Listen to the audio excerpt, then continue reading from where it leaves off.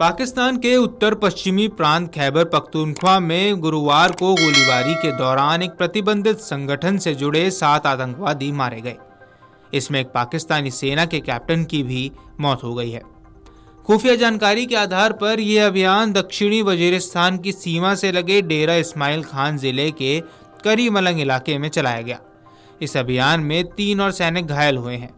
इससे पहले खैबर पख्तूनख्वा के मुख्यमंत्री अली अमीन गंडापुर ने कहा कि प्रांतीय सरकार सुरक्षा बलों द्वारा किसी भी सैन्य अभियान की अनुमति नहीं देगी, क्योंकि जितनी आतंकवादी यहां मारे जा रहे हैं उतने ही अफगानिस्तान से आ रहे हैं।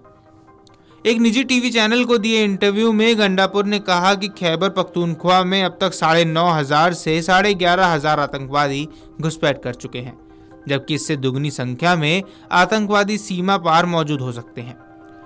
उन्होंने जोर देकर कहा कि सैन्य अभियान इस समस्या का हल नहीं है और सिर्फ बातचीत और कूटनीति के जरिए ही इसे सुलझाया जा सकता है। गंडापुर ने 2 दिन पहले हुई राष्ट्रीय सुरक्षा समिति की बैठक को केवल एक प्रस्तुति करार दिया, जिसमें कोई ठोस चर्चा नहीं हुई।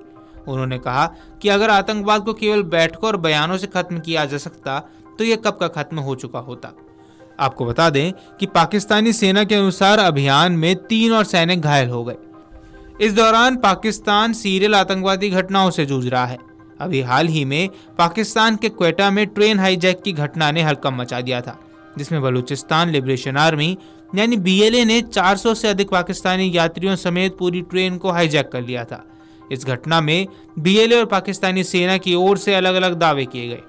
पाकिस्तानी सेना ने कहा कि उसने 33 आतंकियों को मारकर लगभग सभी बंधकों को छुड़ा दिया है, सिर्फ कुछ बंधक मारे गए हैं।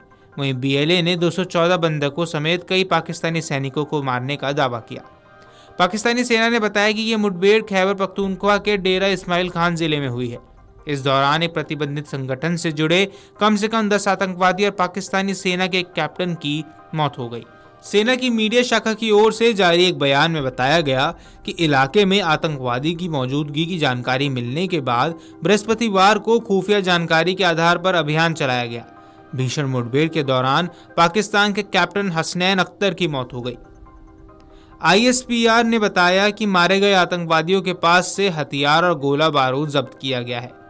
उन्होंने बताया कि आतंकवादी विभिन्न कानून प्रवर्तन एजेंसी के खिलाफ कई हमले करने के साथ साथ निर्दोष आम नागरिकों की हत्या में शामिल थे। उन्होंने कहा कि इलाके में तलाश अभियान जारी है और सुरक्षा बल देश के आतंकवाद के खतरे को खत्म करने के लिए प्रतिबद्ध है। अफगानिस्तान में 2021 में तालिबान के सत्ता में लौटने के बाद से पाकिस्तान में आतंकवादी हमलों में वृद्धि हुई है। विशेष रूप से खैबर पख्तूनख्वा और बलूचिस्तान के सीमावर्ती प्रांतों में कानून प्रवर्तकों और सुरक्षा बलों को निशाना बनाकर लगातार हमले किए जा रहे हैं। वहीं पाकिस्तान के आर्मी चीफ ने एक बैठक के दौरान पाकिस्तान की सरकार और प्रधानमंत्री शहबाज शरीफ पर निशाना साधा था। पाकिस्तान के COAS लेफ्टिनेंट जनरल असीम मुनीर ने हालिया घटनाओं को लेकर शहबाज शरीफ सरकार को आड़े हाथों लिया था।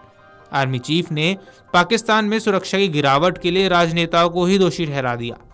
जनरल मुनीर ने मंगलवार को पाकिस्तान एक सख्त देश बनाने पर जोर दिया। COAS लेफ्टिनेंट जनरल असीम मुनीर ने कहा कि उग्रवाद के खिलाफ जंग में देश को अस्तित्व बचाना है। पाकिस्तानी आर्मी चीफ ने राष्ट्रीय सुरक्षा पर संसद की समिति की एक उच्च स्तरीय बैठक के दौरान पाकिस्तान की शहबाज सरकार को जमकर सुनाया। उन्होंने PM शहबाज शरीफ से शासन को सुधारने के लिए कहा। उन्होंने कहा कि सख्त देश नहीं होने की वजह से लोगों को अपनी जान गंवानी पड़ रही है। मुनीर ने सवाल किया कि शासन में इस खाई को कब तक पाकिस्तानी सेना और उसके सैनिकों के खून से भरा जाता रहेगा। असीम मुनीर ने जोर देकर कहा कि जो लोग ये समझते हैं कि वे आतंकवाद के जरिए पाकिस्तान को कमज़ोर कर सकते हैं, तो उन्हें ये जानना चाहिए कि हम एकजुट हैं और न केवल उन्हें हराएंगे बल्कि उनकी मदद करने वालों को भी। इससे पहले पाकिस्तान सरकार ने भारत और अफगानिस्तान पर आरोप लगाया था कि उन्होंने बलूच लिबरेशन आर्मी को इस हमले में मदद की है। Video desk Amar Ujala dot com. अगर आप ये वीडियो YouTube पर देख रहे हैं तो हमारे चैनल को सब्सक्राइब कर बेल आइकन दबाएं और Facebook पर देख रहे हैं तो हमारे पेज को लाइक करें। 8 मिलियन प्लस सब्सक्राइबर, आपके इस भरोसे के लिए बहुत धन्यवाद।